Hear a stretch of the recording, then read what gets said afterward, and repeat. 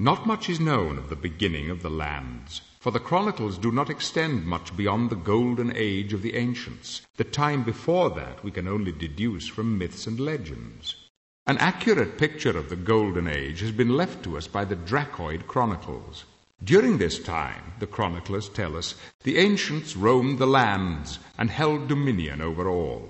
Powerful and seemingly invincible, the ancients provided a period of golden peace.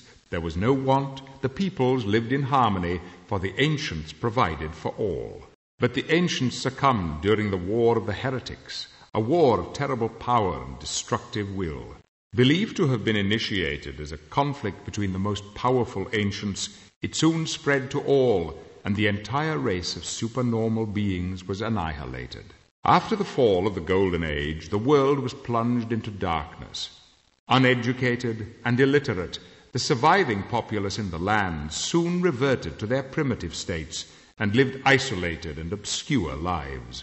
The teachings of the ancients were soon forgotten, and the ancients themselves soon passed into myths and legends.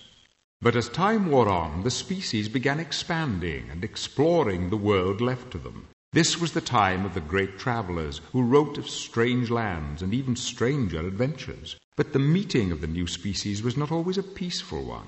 History echoes with the battle cries and death screams from the racial wars. Violent uprisings spread across the lands as the inevitable conflict among cultures occurred. Lasting for nearly a millennium, the wars destroyed many cultures. Ultimately, acceptance of other cultures ended the wars, but not before much knowledge was lost. This era was the basis of the White Alliance, which was formed of the 4 ascendant races: